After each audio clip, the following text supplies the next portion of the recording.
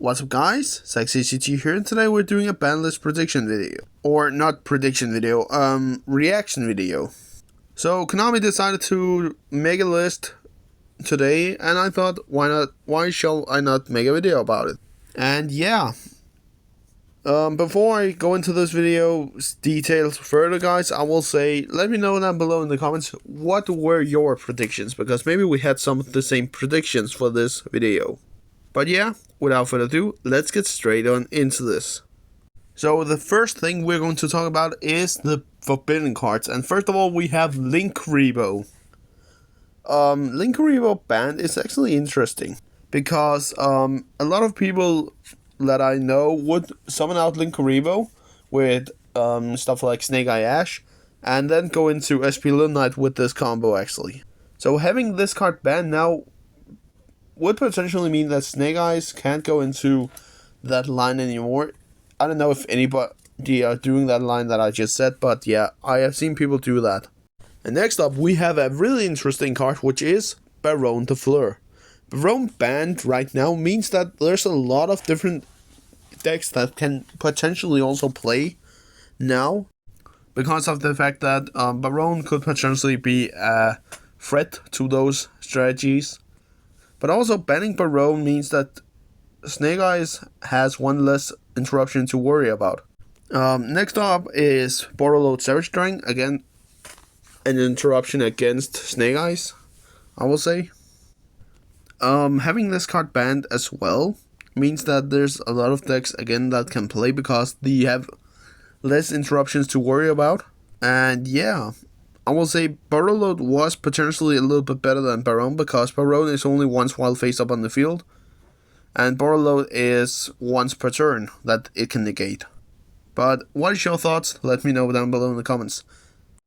Lastly, we have Summon Limit. Summon Limit was actually a really annoying card, and I'm actually happy that Konami decided to ban this card for the next format. Because Snake Eyes could use this as well to their advantage. So yeah, a little bit interesting list. I will say Summon Limit, again, it is a really good hit. One floodgate less to worry about. Yubi! Time to celebrate, I don't know. Moving on to the limited cards.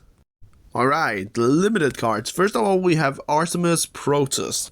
This card, I believe why Konami has decided to limit this card is because of the new Tenpai Dragons that we will get in Legacy of Destruction.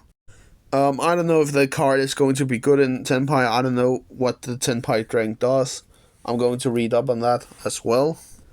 So yeah, moving on to Title Dragon Rule of Waterfalls.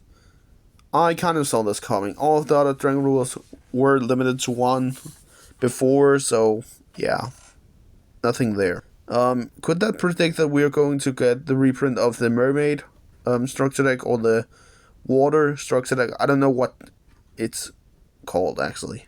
But that means now that all of the Dragon Rules are limited to one, which means that we could potentially see a deck with all of those inside, maybe?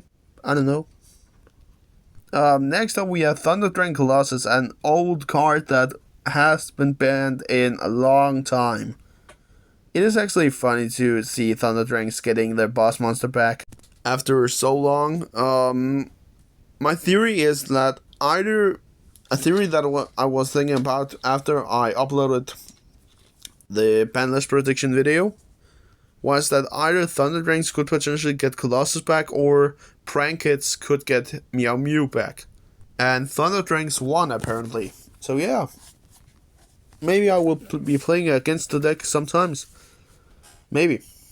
Next we have the Unicorn Kirin back at 1. This was kind of predicted because of the support in Phantom Nightmare. And I love that all of the old rogue decks is getting support and then it's going to be played again. I can't wait to see that. Next we have the Chicken Game, guys. This field spell is actually really funny about that the player with the lowest life points doesn't take any battle damage, I believe. And also, once per turn, the turn player can pay 1,000 life points to either draw one card, destroy chicken game, or give your opponent 1,000 life points, allowing you to not be OTK'd, which is actually funny. And yeah, I can't wait to see some games with this card. And last, we have Anti-Spell, guys. I will say I love that this card as a floodgate is getting hit by the Banlist. And again, Konami wouldn't just hit one floodgate. As I said in my prediction video, they will hit multiple floodgates. And I will say this card was really annoying to go against sometimes.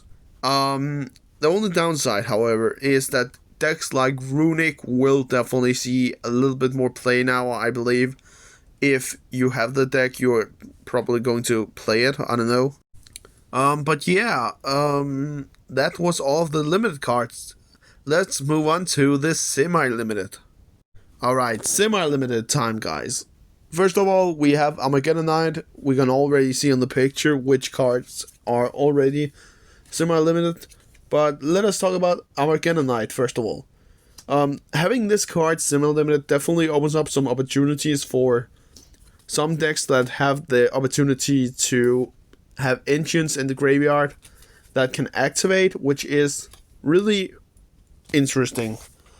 Cards like, if we take it back to some of the older formats, like in the Edison format, cards like Vayu, the Emblem of Honor, that card was insane, actually. But yeah, let's move on into the next card, which is purely Delicious Memory. Having Delicious Memory back at 2 really helps out the deck itself, and that could mean that purely would potentially win a YCS. I don't know yet, guys. And maybe I'm going to be playing it a little bit more. The Cat Gods has spoken to Konami and said, let purely get their cards back. Maybe we will see the other card that was semi-limited, Sleepy Memory. But until then, let us just pray to the gods that purely will not be hit on an emergency ban list. But yeah, this is interesting. I'm going to play this deck as well again. I love the deck. But let's move on into the unlimited cards, guys. Let's go. So for the last cards, guys, the unlimited, we have first of all Destiny Hero Malicious. Having Malicious back at 3 does nothing to the format. I will say that. The only downside could potentially be that Beatrice will see a little bit more plays because of this, and also Armageddon Knight could potentially be a target that will dump this to the graveyard. But yeah, guys, it does nothing to the format, so let's just move on to Orcust Harp Horror. This card, again, it only provides to its own archetype, I will say the Orcust. For me, personally, I don't think that the card will do that much. But let us just move on to the last cards, Speedroid Ceratop and Engage. Both cards back at 3 does nothing. Ceratop is just a extender for rank 3 plays, just like in Godbuild Bikers or Phantom Knights, I don't know, basically. And Engage, maybe Skystrike will get some more support in the future, but I will say right now, it is just fine. Maybe Skystrike will get to see some more plays right now after this. And yeah. But yeah, guys, that was the ban list. Pretty interesting list, I will say. Having Baron banned now will definitely change the format a little bit. But I'm sad that cards like Snake Eyes, Flamebirch, and Ash didn't get hit by the ban list. Not banned, but limited to 1 wouldn't hurt the deck at all. But yeah, guys, what are your thoughts on the new ban list? I will say the ban list is actually pretty crazy.